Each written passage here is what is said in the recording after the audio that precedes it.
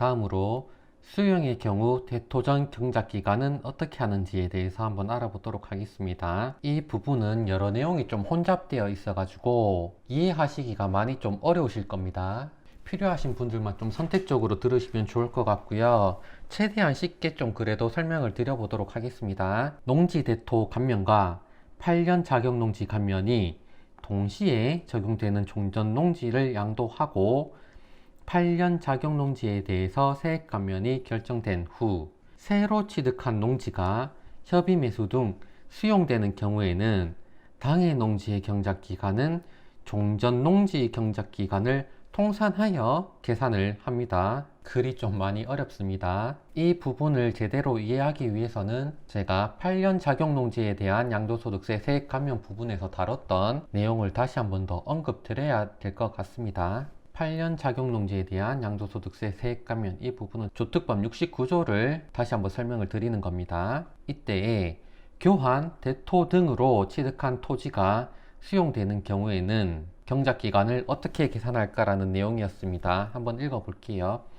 협의 매수, 수용, 그 밖의 법률에 의하여 수용되는 경우에는 교환, 분할 및 대토 전의 농지에서 경작한 기간을 통산하여 감면 여부를 판단을 합니다. 이때 제가 예시를 들어드릴 때는 교환을 위주로 설명을 좀 드렸는데요. 교환 말고도 대토에 있어서도 종전 농지의 경작한 기간을 통산하는 내용이 있다는 겁니다. 그때 제가 말씀드렸던 예시를 다시 한번 보면요. 내가 종전 농지를 취득하고 3년간 제촌 작용을 한 다음에 경작상 필요에 의하여 타인이 소유한 토지와 교환을 하는 경우가 잘 발생하지는 않지만 있을 수가 있습니다. 내가 가진 종전 농지를 양도하고 그 대가로 신규 농지를 취득하는 것이기 때문에 대가 관계가 성립하는 양도의 일종입니다. 그래서 양도소득이 발생하게 되면 세금 문제가 발생하게 되지만 법정 요건을 충족하는 교환인 경우 양도소득세를 비과세한다고 영상에서 찍어 드린 적이 있습니다. 그렇게 한 다음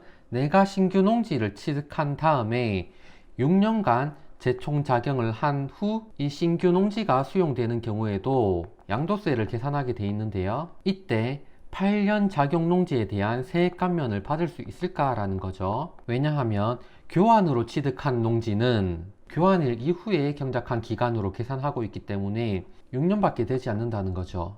그럼에도 불구하고 아까 전에 봤던 내용은 이렇게 신규 농지가 수용되는 경우에는 교환 전의 농지에서 경작한 기간을 통산하여 감면 여부를 판단하기 때문에 교환 전 3년과 교환 후 6년을 합치면 9년이 되어 세액 감면이 가능하다는 내용입니다. 이것은 교환에 대한 내용이고요. 대토에 있어서도 마찬가지라는 겁니다. 그러면 대토로 취득한 농지가 수용되는 경우 경작기간 통산에 대한 예를 좀 들어보겠습니다. 미리 말씀드렸듯이 내용이 좀 어려울 수 있습니다. 자, 내가 종전 농지를 취득했습니다. 그리고 8년 이상 제촌 작용한 다음에 종전 농지를 양도하고요. 그러면 나는 이때 조특법 69조에 의한 세액 감면을 받을 수 있죠. 8년 자격 농지에 대한 세액 감면입니다. 그리고 종전 농지 양도일로부터 1년 내에 새로운 농지를 취득하고요. 계속해서 제촌 작용하고 있는 와중에 신규 농지가 수용됐다고 해볼게요. 그래서 신규 농지의 취득일부터 수용일까지가 7년밖에 되지 않았다고 가정을 해보겠습니다. 그렇다면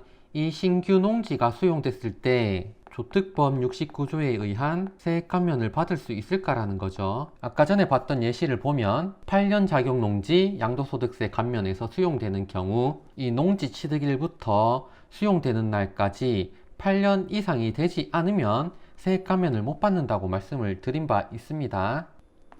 그러면 이제 관점을 한번 바꿔보도록 하겠습니다. 당초 종전 농지 양도 당시에 조특법 69조에 의한 세액 감면을 받았는데요. 이때 조특법 70조에 의한 세액 감면도 가능했죠. 한번 볼까요?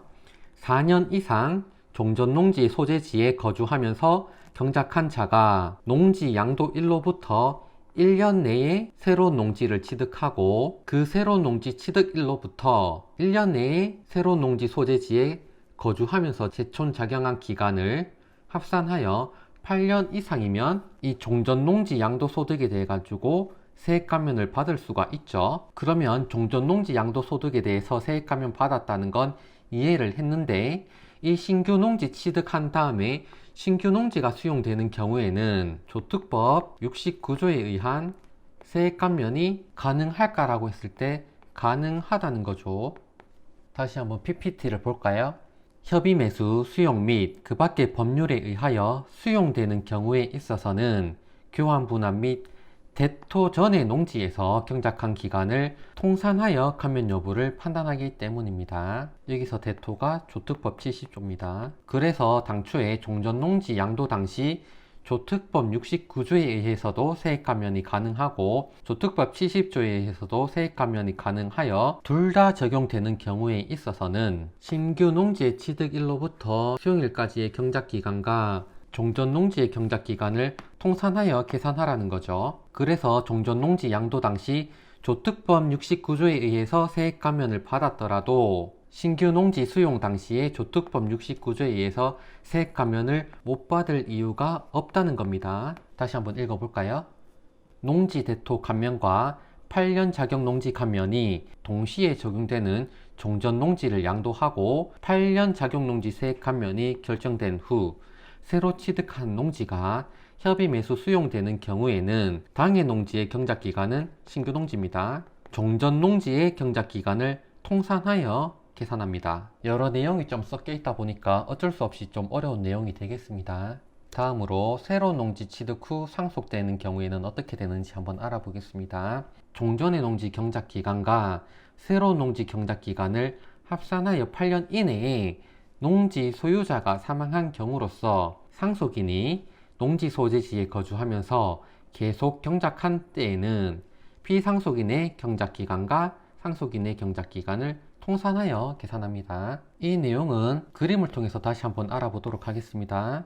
아까 전에 그림의 내용인데요. 우리가 농지 대토를 할 때 종전 농지에 대한 세액 감면을 받을 수 있는 시점은 이 시점입니다. 그래서 이 세액 감면을 유효하게 하기 위해서는 새로운 농지의 경작기간과 종전 농지의 경작기간을 합산하여 8년 이상이라는 기간을 사후적으로 유지시키기 위해 노력을 해야 됩니다. 그런데 아버지가 이 8년 이상의 요건을 충족하시기 전에 사망한 경우에는 이거는 어쩔 수 없는 사유에 해당하기 때문에 방금 전에 봤던 규정을 두고 있는 겁니다. 다시 한번 볼까요?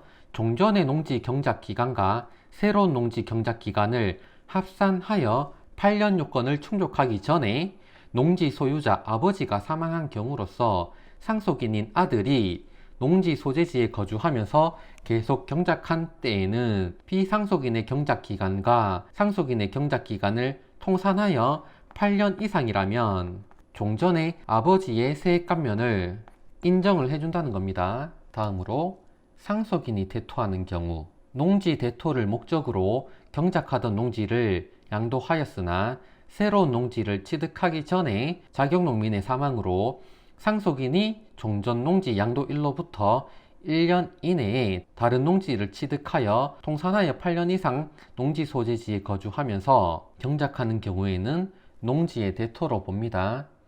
이번에는 아버지가 좀 더 일찍 돌아가셨다는 거죠. 아까 전에는 아버지가 이 시점에 사망을 하셨다고 한다면 이번에는 아버지가 양도를 하신 다음에 이 시점에 사망을 하신 거죠. 다시 한번 볼까요? 농지의 대토를 목적으로 경작하던 농지를 양도하였으나 아버지가 양도를 하였다는 거죠. 새로운 농지를 취득하기 전에 아버지의 사망으로 인하여 상속인인 아들이 종전 농지 양도일로부터 아들이 다른 농지를 취득한다는 겁니다. 통산하여 8년 이상이라면 즉 아버지의 작용기간과 아들의 작용기간을 합산하게 되는 결과를 가지고 오죠. 이러한 경우에는 농지의 대토로 본다는 겁니다. 즉 아버지의 세액 감면을 인정을 해줄게 라는 겁니다. 아버지가 양도를 하고 돌아가셨기 때문에 양도소득세에 대한 납세 의무자는 아버지로 돼 있습니다. 그래서 아버지가 세액 감면을 받는 것이고요. 마지막으로 양도일 현재 대리경작하는 경우에는 어떻게 될까라는 겁니다. 이거는 아까 전에 앞에서 말씀을 드렸던 겁니다. 양도일 현재 위탁경영, 대리경작, 임대차 중인 농지 등을 양도하고 대토하는 경우에는 양도소득세 규정이 적용되지 않습니다. 이 부분과 함께 보세요. 이상으로 자격기간 요건에 대해서 한번 알아봤고요. 다음으로 농지 요건에 대해서 한번 알아보도록 하겠습니다.